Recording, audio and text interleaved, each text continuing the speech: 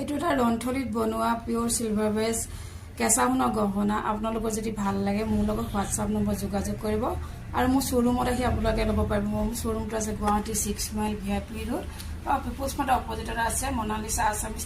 এইটো এটা খুবেই ধুনীয়া লতা সেট। আপোনালোকৰ যদি ভাল লাগে মোৰ লগত হোৱাটছআপ নম্বৰ যোগাযোগ কৰিব। এইটো ৰন্থলী মেথড আছিল পিওৰ সিলভাৰ বেজৰ ওপৰত বনোৱা আৰু মোৰ শ্ব'ৰুমত আহি আপোনালোকে ল'ব পাৰিব। মোৰ শ্ব'ৰুমটো আছে গুৱাহাটী 6 মাইল VIP ৰোড।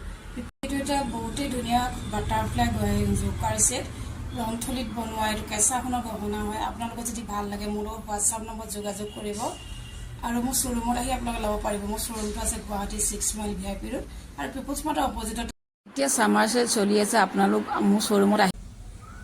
এইটো এটা পিওৰ সিলভাৰ বেজৰ ওপৰত লগোৱা কেঁচা সোণৰ আৰু জাপি জকাৰ ছেট। আপোনালোকৰ যদি ভাল লাগে মোৰ লগত হোৱাটছআপ নম্বৰত যোগাযোগ কৰিব পাৰিব আৰু মোৰ শ্ব'ৰুমতো আপোনালোক আহিব পাৰিব। পিওৰ সিলভাৰ বেজৰ ওপৰত বনোৱা কেঁচা সোণৰ জেঠি পতা ছেট। আপোনালোকৰ যদি ভাল লাগে মোৰ লগত হোৱাটছআপ নম্বৰত যোগাযোগ কৰিব পাৰিব আৰু মোৰ শ্ব'ৰুমতো আপোনালোক আহিব পাৰিব।